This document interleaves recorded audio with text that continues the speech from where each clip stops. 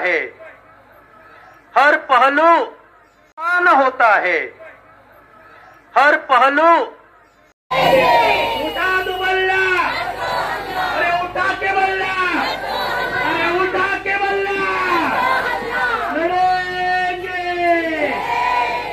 लड़ेंगे, संदीप भाई आगे बढ़ो, हम तुम्हारे साथ हैं, संदीप भाई आगे बढ़ो, संदीप भाई आगे बढ़ो, हम तुम्हारे साथ हैं।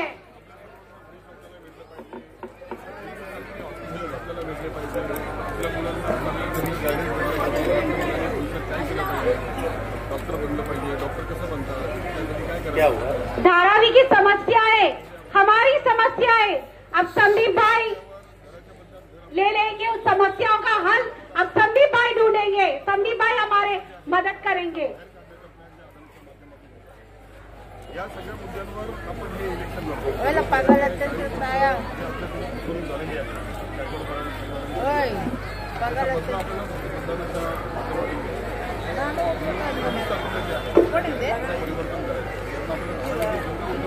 बघा, माझी लढाई जी आहे, माझी लढाई सर्वप्रथम या सर्व धारावीकरांसाठी आहे. कारण गेल्या 40 वर्षापासून धारावीकरांवर फक्त अन्याय झाला आहे.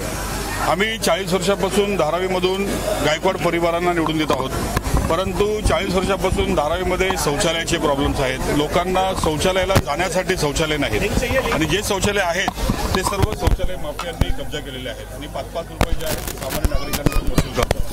धारावीमध्ये विकासाच्या नावावर नाही एखादी शाळा आली, नाही एखादं हॉस्पिटल आलं.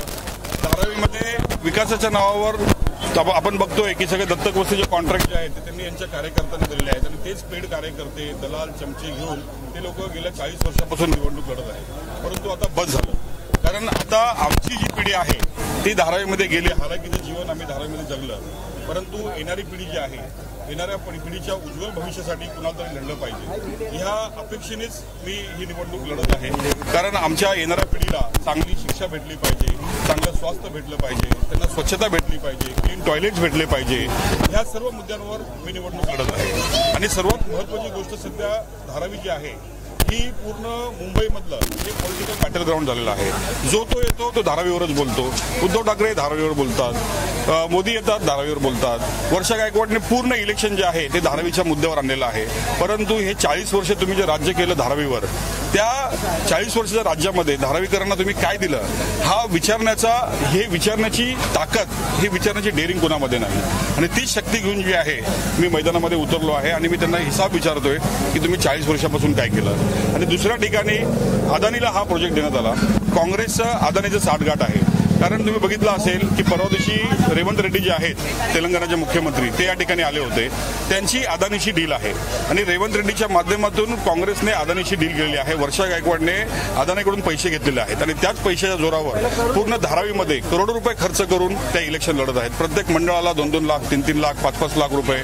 आता निवडणुकीमध्ये प्रत्येक व्यक्तीला 15-15 हजार रुपये, त्यांच्या चमच्यांना 50-50 हजार रुपये, करोडो रुपये ते फुकत आहेत. तर त्यांना फक्त धारावीमध्ये विकासाच्या नावाने जो मलिदा भेटतो तो त्यांना खायचा आहे. परंतु हे सामान्य धारावीकर जे इकडे बसलेले आहेत त्यांच्या बाबतीत त्यांना काहीच चिंता नाही.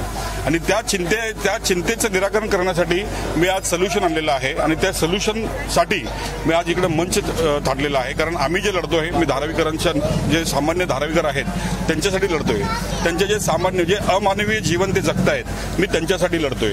आमचे जे लहान पोर आहेत जे शिक्षणापासून वंचित आहेत, मी त्यांच्यासाठी लढतोय. जे आमचे सिनियर सिटीजन्स आहेत ज्यांना टॉयलेट्स नाहीत, ते घरामध्येच टॉयलेट करतात आणि पाण्याने ते ढकलून देतात आणि तेच गटारामध्ये जाऊन त्यांना डेंग्यू मलेरियासारखे आजार होतात, मी त्यांच्यासाठी लढतोय.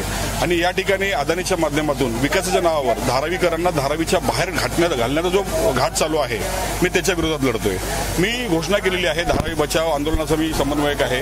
आम्ही वेळोवेळी आंदोलन केले, आम्ही सर्वे थांबवला, परंतु सर्वे थांबवत असताना काँग्रेसचा एकही कार्यकर्ता त्या सर्वे थांबवण्यासाठी सुद्धा आला नाही. पक्ष एकदा कधी सुद्धा आले नाही. फक्त मंचवरून मोठ्या मोठ्या भाषणं करतात, अदानीचा विरोध करतात. ते फक्त कमिशन वाढवण्यासाठी करतात. मातोश्रीवरून सुद्धा जे काही होतं ते फक्त आणि फक्त कमिशन वाढवण्यासाठी होतं. त्यामुळं आम धारावीकरांच्या वतीने कोण लढणार म्हणून आम्ही हातामध्ये बल्ला घेतलेला आहे. कारण धारावीची ह्या सर्व पक्षांनी जी आहे ती फिल्डिंग लावलेली आहे आणि धारावीकरांना आउट करून धारावीच्या बाहेर म्हणजे Manpur, Bhandup, Govandi, dumping ground, salt pan ह्या ठिकाणी आणण्याचा सगळ्यांचा तुमचा प्लॅन आहे आणि तो प्लॅन जो आहे धारावीकरमध्ये मी होऊ देणार नाही आणि धारावीकर म्हणून धारावीकरांसाठी काही हिंमत करून मी या निवडणुकीत उभा आहे. हिंदी चित्रपटसृष्टीने धारावीवरती दयावान चित्रपट बनवला, त्यानंतर रजनीकांतचा काला चित्रपट बनवला. त्यात धारावीची मलिना पुढे जी होती इमेज होती ती कुठेतरी खराब झाली आणि धारावी म्हटलं तर हा मिनी भारत आहे. बरोबर, प्रत्येक जर गल्ली बघितलं तर एक गाव आहे. मी याच्या संदर्भात थोडा सर्वे केला. नेमकं याच्यातून तुम्हाला मतदानाचा प्रतिसाद कसा मिळेल? लोक जमवणं सोपं आहे परंतु त्यांची मतपेटीमध्ये उतरवणं कठीण आहे. हा सुवर्णमध्ये कसं साधल? नाही, खरंच ही लढाई माझ्यासाठी अवघडच आहे कारण समोर जे आहेत ते मोठे मोठे मगरमच्छ आहेत. एक ठिकाणी काँग्रेस आहे ज्यांनी 40 वर्षापासून धारावी राज्य करून करोडो रुपयाचा भ्रष्टाचार केला आणि त्या पैशाच्या माध्यमातून ते निवडणूक लढवत आहेत आणि दुसऱ्या ठिकाणी स्वतः आदारीचा कॅन्डिडेट आहे. त्याच्यामुळं धारावी जी आहे ही दोन मगरमच्छाच्या पंजामध्ये फसलेली आहे. त्याच्यामुळे या मगरमच्छामधून अगर धारावीला बाहेर काढायचं असेल तर आम्हाला त्या मगरमच्छाच्या पाठीवर पाय ठेवून बाहेर निघायला लागेल. नाहीतर आम्ही सर्व जे आहे आम्ही सर्व धारावीकर या पाण्यामध्ये डुबून जाऊ आणि हे सर्व आम्हाला डुबवणार. आणि ह्याच भावनेने मी ही निवडणूक लढत आहे आणि सर्व जे सामान्य आमचे धारावीकर आहेत, आमच्याकडे काही फंडिंग नाही, आमच्याकडे कोणाचा पैसा नाही, आम्हाला ना कोण फंडिंग करतं ना आम्हाला कोणाचा पैसा पाहिजे. मी सर्व लोकांनी माझ्या मित्रमंडळींनी जे मला डोनेशन दिलेलं आहे, जे कॉन्ट्रीब्युशन दिलेलं आहे त्या कॉन्ट्रीब्युशनच्या माध्यमातून मी ही निवडणूक लढत आहे आणि हे सामान्य लोक जे आहेत तेच माझ्या पाठीशी आहेत. कॅम्पेनिंगसाठी सुद्धा हेच लोक माझ्यासोबत येतात. आमची काय एकदम लिमिटेड टीम आहे, त्यामध्ये पॉलबाई आहेत आणि आमचे आयुबबाई आहेत, आमचे जुबेरबाई आहेत, राहुल मुरिक पोरगा आहेत. सगळे आमचे तुम्ही असं बोलू शकता की लगानची जी टीम होती तशी टीम आमच्यामध्ये आहे. त्या टीमला घेऊन मी या मोठ्या मोठ्या शक्तींच्या विरुद्ध मी लढत आहे. आता एक नारा येतोय बटेंगे तो कटेंगे. मग धारावीकरांसाठी जर ते बटले तर कटतील आणि मी उद्ध्वस्त होतील, हा नारा सार्थक ठरतोय का?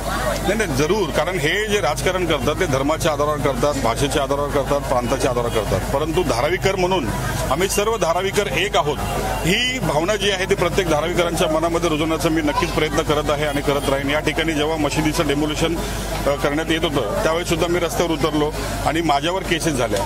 दंगल घडवण्याची केसेस जी आहे ती माझ्यावर झाली. मशिदीचं डेमोल्युशन बीएमसी करत होती, मी फक्त तिकडे हिंदू मुस्लिम एकतेचे नारे दिले, त्याच्यामुळे माझ्या विरोधात केस झाली. तर अशा प्रकारचं राजकारण कटेंगे बटेंगे जे बोलताय ना ते तुम्ही करताय.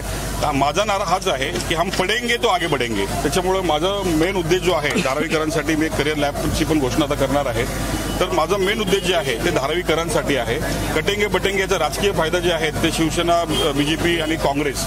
कारण काँग्रेसने इकडे 40 वर्ष हेच भीती दाखवण्याचंच राजकारण केलेलं आहे. मुसलमानांना सांगतात की आप हमको मतदान नहीं करोगे तो बीजेपी चुन के आएगी, शिवसेना चुन के आएगी, इसके लिए हमको मतदान करो. ते कधीही विकासाच्या नावाने मतं मागत नाहीत, कधीही कामाच्या आधारावर मतं मागत नाहीत, ते फक्त धर्माच्या आधारावर मतं मागतात आणि त्याच्यामुळेच गेल्या 40 वर्षापासून धारावीवर ही परिस्थिती आलेली आहे. धन्यवाद.